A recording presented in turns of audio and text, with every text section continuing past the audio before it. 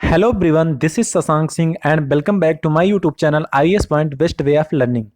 दोस्तों, जैसा कि आप सभी को पता है कि इस समय हम लोग economics class 11 chapter number 5 Bharat में मानव पूंजी का निर्माण के बारे में हम लोग अध्ययन कर रहे हैं। उसी चैप्टर का आज का जो टॉपिक है वह है हमारा शिक्षा पर सार्वजनिक व्यय में वृद्धि। यह एक ऐसा टॉपिक है जिसको जानना एक यूपीएससी एस्पिरेंट होने के नाते या एक देश का आम जागरूक नागरिक होने के नाते हम सभी को अति आवश्यक है। तो दोस्तों, जिसने भी अभी तक हमारे आईएएस पॉइंट के यूट्यूब चैनल को सब्सक्राइब नहीं किया है वो सब्सक्राइब कर लें और बेल आइकन को प्रेस करना ना भूलें, जिससे कि आईएएस पॉइंट के द्वारा अपलोड होने वाली समस्त वीडियो की नोटिफिकेशन सर्वप्रथम आप तक पहुंच सके। तो दोस्तों, आइए अब हम शुरू करते हैं। इस वीडियो को आप लोग आखिरी तक जरूर देखिएगा। यह वीडियो आप सभी के लिए काफ़ी यूजफुल साबित होने वाला है। आइए शुरू करते हैं। शिक्षा पर सार्वजनिक व्यय में वृद्धि क्या है? क्या आप जानते हैं कि सरकार शिक्षा पर कितना व्यय करती है? सरकार द्वारा किए गए शिक्षा पर कुल व्यय को अधिक सार्थक रूप से समझने के लिए हम इस व्यय के दो प्रकार से व्यक्त करेंगे। जैसा कि हम लोग ये देखते हैं कि सरकार नई नई एजुकेशन नीति लाती रहे। जैसे अभी न्यू एजुकेशन सिस्टम यानी कि जो नई शिक्षा नीति आई है वह काफ़ी यूजफुल साबित होने वाली है। शिक्षा के क्षेत्र में बढ़ावा देने के लिए सरकार बहुत पैसा इन्वेस्ट करती है। और जैसा कि हमको ये पता भी है, इसके पहले वाले वीडियो में हम लोग पढ़ भी चुके हैं कि मानव पूंजी का निर्माण कहाँ से होगा। अगर देखा जाए तो उसमें से शिक्षा प्रमुख है, क्योंकि शिक्षा से ही कोई डॉक्टर बनेगा, कोई इंजीनियर बनेगा, कोई आईएएस बनेगा, कोई आईपीएस बनेगा। तो शिक्षा से मानव पूंजी बहुत अधिक निर्माण होती है, या वी कैन से कि education is the most important fundamentals of the, ये जो भी है मानव पूंजी इसका। तो हम इसको दो प्रकार से व्यक्त करेंगे। पहला है कुल सरकारी व्यय में इसका प्रतिशत, यानी कि कुल सरकारी जो व्यय है उसमें कितना परसेंट गवर्नमेंट इन्वेस्ट करती है। सेकंड है सकल घरेलू उत्पाद में इसका परसेंट, जैसा कि जीडीपी, ग्रॉस डोमेस्टिक प्रोडक्ट, सकल घरेलू उत्पाद जीडीपी की हिंदी मीनिंग है, जिसका वीडियो लेक्चर आईएएस पॉइंट के बादल सर के द्वारा कल अपलोड किया गया था। जिन्होंने जीडीपी का वीडियो ना देखा हो वो आईएएस पॉइंट के यूट्यूब चैनल पर जाएंगे और प्लेलिस्ट में जाके संडे स्पेशल वाले प्लेलिस्ट में सर्च करेंगे, आपको वहां से जीडीपी से संबंधित वीडियो मिल जाएगा। अब आइए देखते हैं। पहला, कुल सरकारी व्यय में शिक्षा पर व्यय का प्रतिशत सरकारी योजनाओं में शिक्षा के महत्व का सूचक है। आवश्यकता इस बात की होती है कि जो भी योजनाएं सरकार द्वारा इम्प्लीमेंटेशन के लिए लाई जाती हैं उसकी जागरूकता यानी कि उसकी जानकारी लोगों को नहीं हो पाती है, जिसके अभाव में वह योजना सुचारू रूप से कार्यान्वित नहीं हो पाती है। सकल घरेलू उत्पाद में शैक्षिक व्यय का प्रतिशत यह व्यक्त करता है कि हमारी आय का कितना भाग देश के शैक्षिक विकास के लिए प्रतिबद्ध है।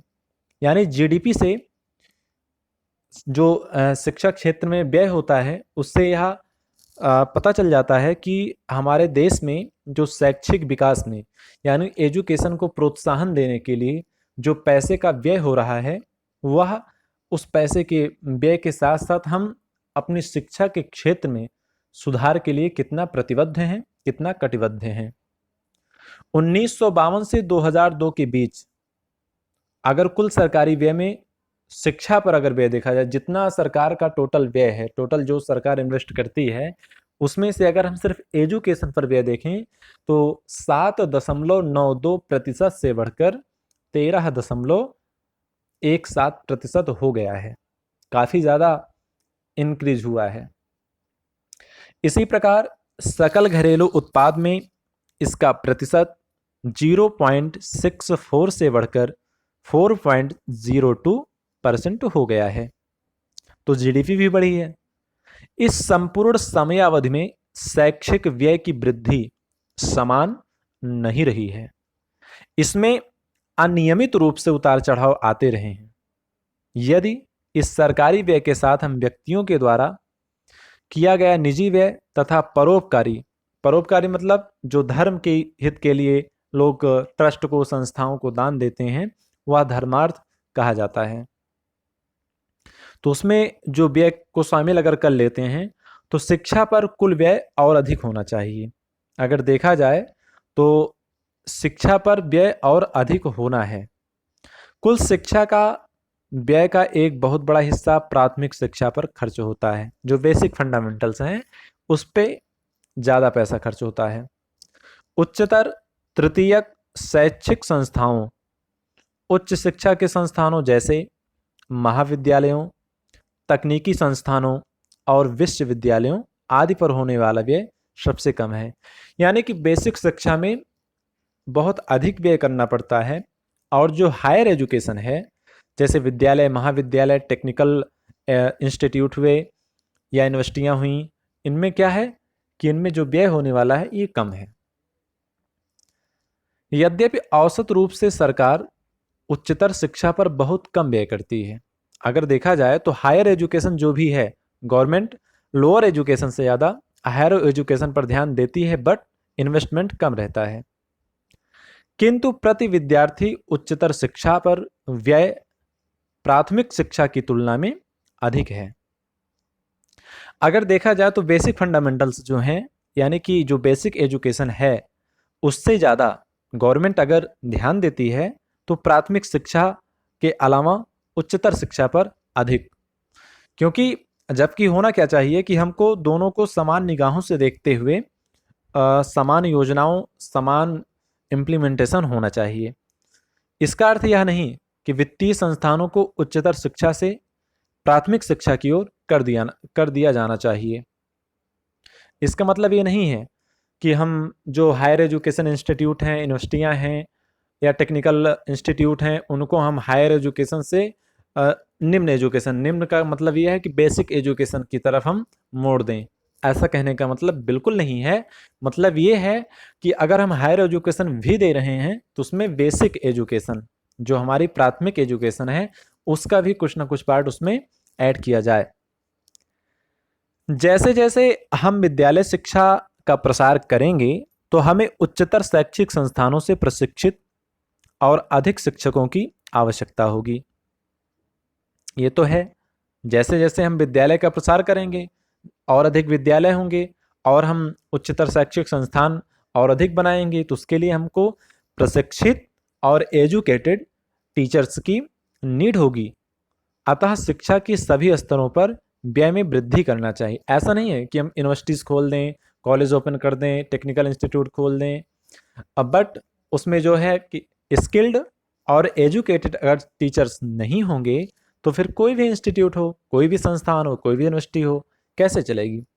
तो गवर्नमेंट को, चाहे वो प्राइवेट सेक्टर का बिजनेसमैन हो या गवर्नमेंट सेक्टर की जो गवर्नमेंट ही है, तो उनको दोनों बातों को ध्यान रखना है कि हम यूनिवर्सिटियाँ ओपन करें, कॉलेज ओपन करें, नई नई टेक्निक ले आएँ, बट उस टेक्निक को पढ़ाने वाला, उस टेक्निक को समझाने वाला, उस शिक्षा को प्रसारित करने वाले के लिए हमको योग्य और कुशल एवं शिक्षित अध्यापकों की भी आवश्यकता पर ध्यान देना चाहिए।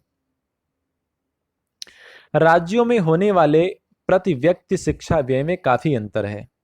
जहां लक्षद्वीप में इसका उच्च स्तर 3,440 रुपये है, वहीं बिहार में यह मात्र 386 रुपये है।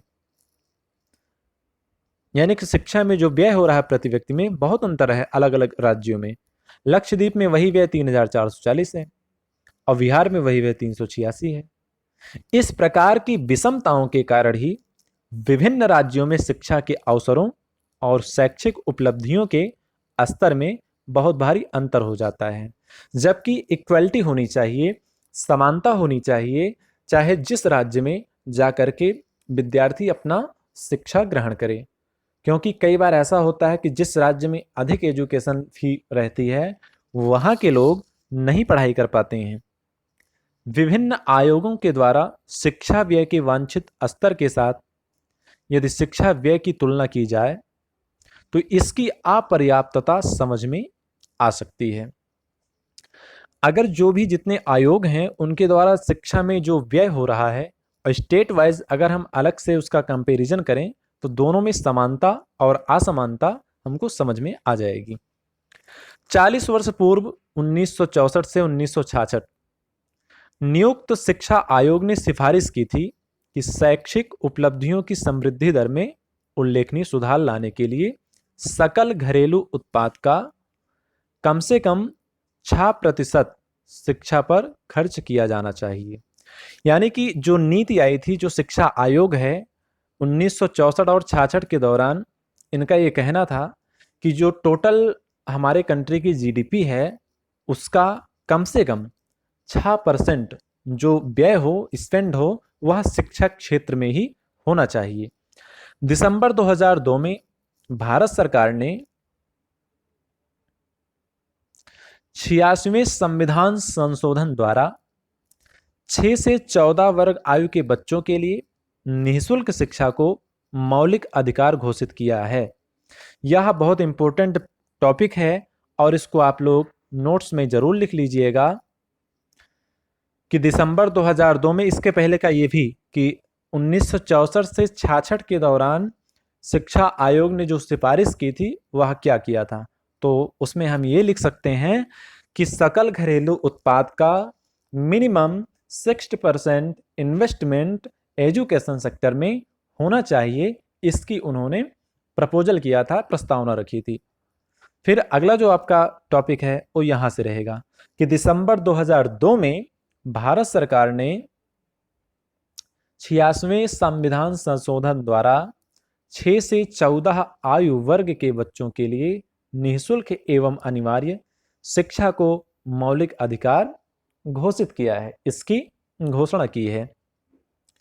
फिर आगे 1998 में भारत सरकार द्वारा नियुक्त तापस मजूमदार समिति ने अनुमान लगाया था, यहां पर आपका तीसरा क्वेश्चन बन रहा है कि सन 1998 में भारत सरकार द्वारा कौन सी समिति की गठन यानी कि कौन सी समिति का गठन किया गया था।